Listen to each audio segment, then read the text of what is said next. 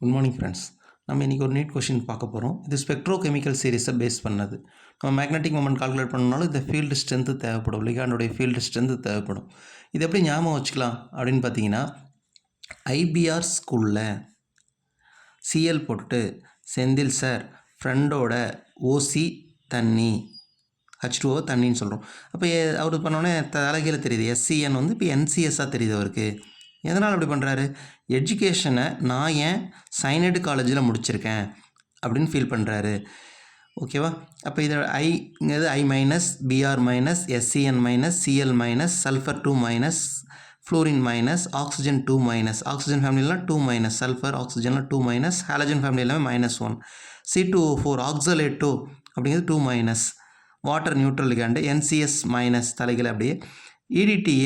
EDTA வந்து 4 letter இருக்கா, 4 minus அப்படி ஈஸியாக ஞாபகம் வச்சுக்கோங்க. அமோனியா NH3 ஏஏன்னு போட்டிருக்கிறது H3க்காக, EN ethylene diamine neutral ligand, cyanide -1, carbonyl அதுவும் நியூட்ரல் லிகாண்ட். அப்போ இன்க்ரீசிங் ஆர்டர் என்ன? எல்லாமே இன்க்ரீசிங் ஆர்டர் நம்ம இதில் போட்டுக்க வேண்டியதான். இதுதான் ஸ்பெக்ட்ரோ கெமிக்கல் சீரீஸ். இப்போ ஸ்பெக்ட்ரோ கெமிக்கல் சீரீஸ் நம்ம ஈஸியாக மெமரி பண்ணிடலாம். இந்த ஸ்பெக்ட்ரோ கெமிக்கல் சீரீஸ்லேருந்து மேலே இருக்க கொஷின் ஈஸியாக சால்வ் பண்ண முடியும். மேலே இப்போ இந்த கொஷினுக்கு கடைசியாக என்ன வருது? ஸ்ட்ராங் லிகாண்ட் சைனைடு வருது, கார்போனைல் இல்லை இதில், அதனால் சைனைடு வரைக்கும் தான் கொடுத்துருக்காங்க. சைனைடு இங்கே தான் கடைசி 2 ஆப்ஷனில் வருது.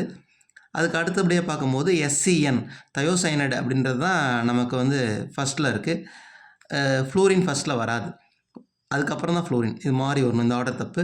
அதனால் ஆன்சர் வந்து ஃபஸ்ட் ஆப்ஷன். தேங்க்யூ.